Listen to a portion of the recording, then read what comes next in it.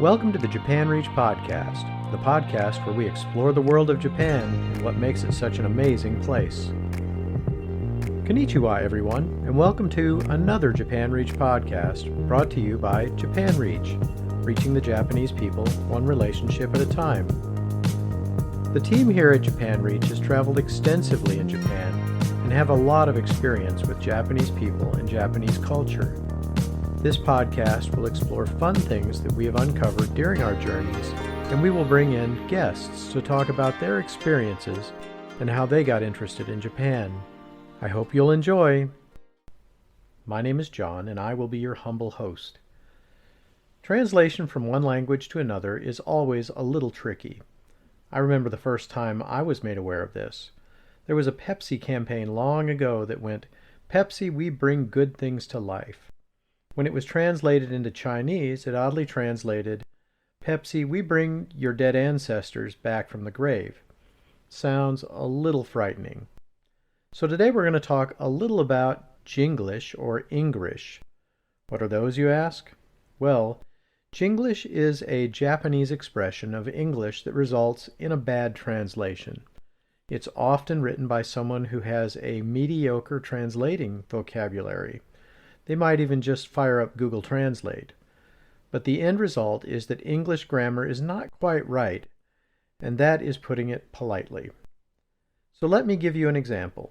When I was in Kyoto last summer, one of the best signs I saw in the window of a barber shop. The sign read, "We cut off heads." And I was pretty sure that I was going to skip that barber shop. I turned to my pal Marty, who is fluent in Japanese, and I asked him if he could help me make sense of it. Of course, to him the meaning was clear. We cut the hair from your head, something a barber does. But the way it was phrased was mortifying and really funny. The term English itself is just a reference to the fact that Japanese language does not have distinct L and R sounds. They have a sound that is in the middle, and when they say English, it can sound like English. Between the two, English or Jinglish, I prefer to use the second because it doesn't seem very respectful to make fun of someone's accent. So I thought we might go through some of the interesting signs or t-shirts that have had some really great Jinglish. The first one. The monkey park is not only a monkey, the bird and the deer also look for. So this one means that the park has monkeys, and they are probably really nice to look at, but it also has birds and deer that you can look for. Here's another one. If you are stolen, call the police at once. This is a tricky one, but the way I read it, please call the police if you're kidnapped. The more likely meaning is that if someone steals something from you, call the police. There are a lot of signs about the use of bathrooms. In part, that's because, other than the US where we have one option, in Japan you have all sorts of options for going to the bathroom. We may talk about all of that in another podcast. For now, let's take a look. Here's a fun one. Please urinate with precision and elegance.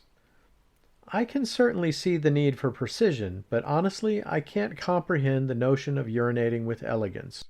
And just a thought. I wonder if this particular sign is more prevalent in a men's bathroom than a women's. Here's a pretty confusing one. Please refrain from using the bathroom alone. At first it looks like a plea for people to not go to the bathroom by themselves. Seems a little weird to have to take your friend to the bathroom with you, especially if you're with someone of the opposite sex. But let's back up a little bit. Have you ever had to go to the restroom, but you were on the road and you saw a gas station up ahead? You quickly parked, jumped out, and made your way to the bathroom. Then, to not feel like a freeloader, you purchased a soda to speed up your next trip to the bathroom down the road. This sign is actually a request that you don't just come and use the bathroom and then leave, to be a patron of the establishment as well as using the bathroom. Make sense? Sort of? So there you have it, a little lesson on Jinglish. I hope you found this podcast interesting. I know I enjoyed giving you a little insight into this really fun part of Japanese culture. If you have any other examples of Jinglish, please feel free to post them below.